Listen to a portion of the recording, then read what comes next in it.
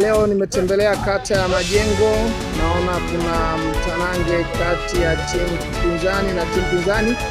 Kuna furaha kweli kweli, naona watu wakishughulika na mambo ya kujiandaa na ligi yao ya Ice Cup. Leo wamekuja kufanya mazoezi, nafikiri vijana wako vizuri, mechi iko vizuri, nafikiri na refali yuko vizuri.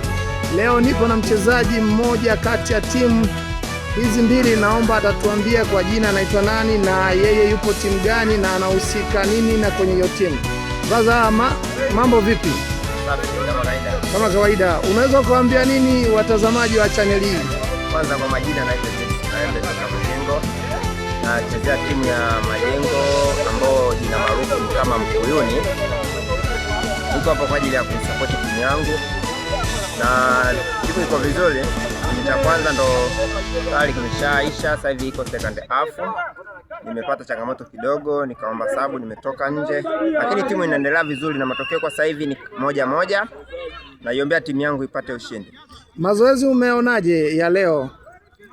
Mazoezi ya leo ni kutokana na mfumo wa kocha na maelekezo yake ndo tutapata ushindi. Naona mmetoka 1-1. Wapinzani wa timu pinzani mmeona wana ubora gani ambao walofanya mpaka ikafikia hatua mkafanya makosa wakaweza kuadhibu? Ndio, mpira dakika 90 na sasa hivi ni kama dakika 60, tuna dakika 30 za kufanya mabadiliko. Makosa kuadhibiwa. Ukifanya makosa lazima utaadhibiwa. Ni pale mafulubeki na mabeki wakati walifanya uzembe, ndo jamaa wakapata chance wakascore goal. Unaiambia nini timu yako na unaishauri nini kwenye kile ambacho kilichozidi ipunguze, aidha kile kilichopungua iongeze? Ni uangalizi wa kocha, angalie sehemu ambayo kunaye pengo, afanye mabadiliko, basi tupate matokeo. Mkitoka kwenye hii mechi ya kirafiki, kipi kinachojiri kingine ndani ya siku zinazokwenda mbele? Kinachojiri ni kufanya mazoezi na kujiweka fiti kwa ajili ya mechi ijayo. Mechi ijayo itakuwa tarehe ngapi na unawaambia nini washabiki zako na unaiambia nini timu yako?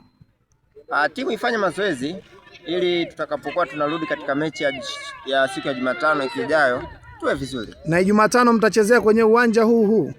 Naam. Sawa, basi nashukuru sana. Tuko Majengo, kata ya Majengo, na timu ni nzuri na mazoezi yanaendelea. Naona vijana wako vizuri kabisa na mazoezi yanaendelea vizuri na hakuna shida yoyote. Asanteni na subscribe kwenye channel yetu, tuko vizuri.